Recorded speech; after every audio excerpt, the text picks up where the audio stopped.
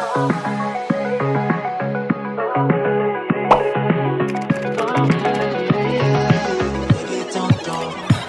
like me, it's a good thing.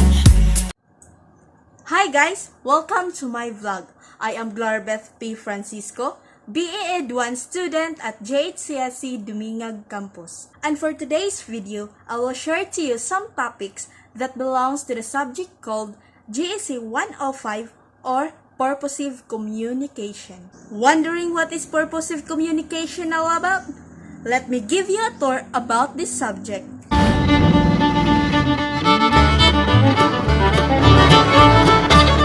Purposive communication is about writing, speaking, and presenting to different audiences and for various purposes.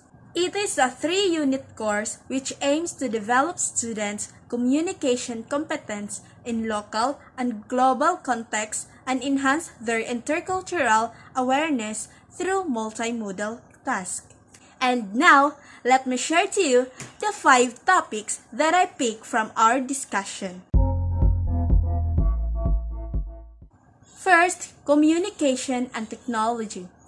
Today, with the rapid rise and spread of internet connectivity, the old forms of communication has given way to new forms that make communication easier and faster.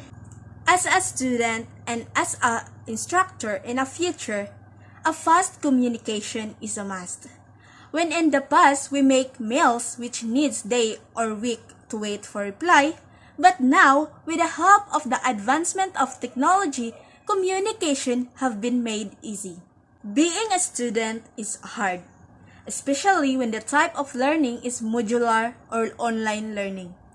The student need the help of the teacher, especially if there are clarification in the module that needs immediate answers. So, as a teacher, an easy and fast communication is very needed to answer those queries that the student have. Not only in answering the queries of the student are useful when using the modular or online type of learning, it can also be used when doing classes. As a future teacher, we need to first introduce the topics and make the student have the proper explanation coming from the teacher to fully understand the topic presented. Second is globalization and communication. As technology advances, the world is both getting larger and smaller. Today, we are able to communicate with people across the globe at the touch of a button. Because of technologies like the internet, we have the opportunity to view diverse perspectives that were outside of our scope before. We are able to fully connect with someone who is thousands of miles away in real time and effects are profound. For example, 2 children taking an online math course together, a child from Philippines and a child from Japan. These 2 students are able to share not only the content of the math class but their cultural perspective as well. That kind of exchange opens up your sense of what parts of the world are accessible to you, which in turn lays the foundation for an involved world view. In this lesson, Communication and Globalization, I learned that to be a global communicator is to be open to and accepting of other cultures and open up ourselves from others. To learn about other culture, the behavior patterns and perception, and apply what is learned from them because it will help us to have some perspective and understanding of their culture that could be lead in building relationships and good communication with them. And now, let's proceed to the third topic, which is intercultural communication. Intercultural communication is the study and practice of communication across cultural contexts. It applies equally to domestic cultural differences such as ethnicity and gender and to international differences such as those associated with nationality or world region. What is the importance of intercultural communication? It is important because it seeks to understand how people from different countries and culture act, and communicate and perceive the world around them.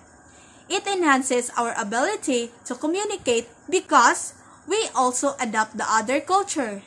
However, through recognizing and understanding their culture, as I need to be sensitive to the people around me who belong to different culture, so that if I encountered them, I'll be able to avoid misunderstanding, avoid communication breakdown, and overcome language barriers with less difficulty, since I am exposed to their language features. In the future, I will use many things. First, if I face someone problem, I might use intercultural intelligence or cultural approaches to solving the problem in better way. In addition, I will teach my student about intercultural communication as tips for them so they can learn. And lastly, I would like to save my beliefs, values, language, and religion with respecting other beliefs and religion. Be a not cultural critic. And the fourth topic is varieties and registers of spoken and written language. It is essential to use appropriate varieties and registers of a language in a certain communication context because in different situations and people call for different registers. It shows the level of formality and informality of the language used. When we use appropriate varieties and register of language, we're showing respect, interest, comfortableness, and professionalism. Language varies from one location to another, from one culture to another, and from one situation to another. We use different varieties and registers of language to suit different communication contexts. In writing, we need to use specialized features of words to clearly convey the message. It is now the responsibility of reader or the receiver on how he or she will be going to interpret the message. This is not possible when it comes to speaking. The receiver can easily understand the message through the speaker level of voice, facial expression, and body language. Therefore, varieties and registers of language is about appropriateness and context in speaking and grammatical correctness of words in writing. It is also important to use appropriate varieties and registers of language in a certain communication context in order for us to determine the level of formality. We can now easily know on how we are going to approach and deal with a certain person in a certain situation with a certain purpose with a correct expression and a correct manner. Like for instance, you would not speak to your professor the same you would talk to your classmate.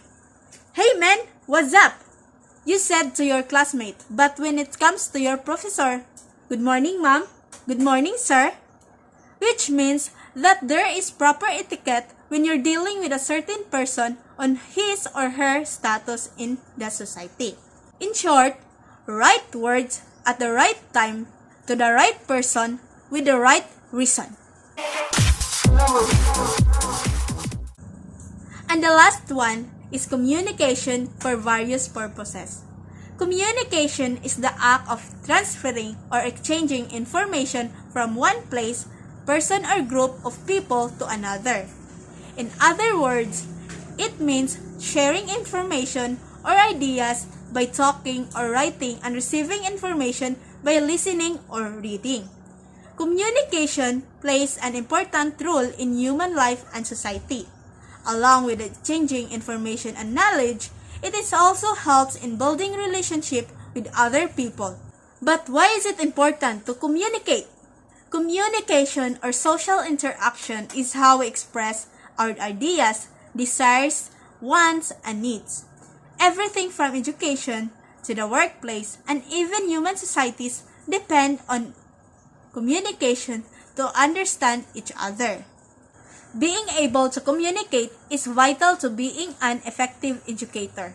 Communication not only conveys information but it encourages effort, modifies attitudes, and stimulates thinking. Without it, stereotypes develop, messages become distorted, and learning is stifled.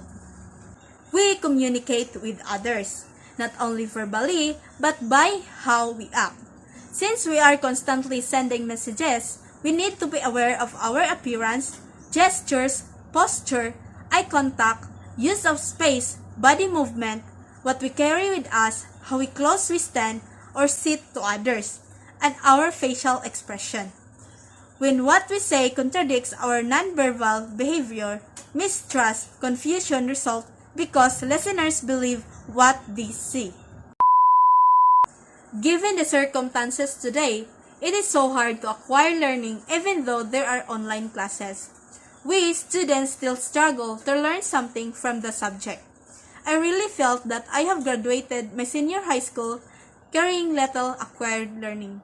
But despite of all the hardship that I am going through, I still strive and study harder than I could for learning lifetime investment. This subject is indeed hard to pass. We need a lot of courage and drive to get through these hurdles. There is no time left getting depressed over little things. What is matter is how we survive in our current situation in order to be a better person facing the new dawn that tomorrow might bring. To strive harder and reap what we sowed. Once again, this is Glorbet P. Francisco stating that we have reached the conclusion of this video. Thank you and goodbye.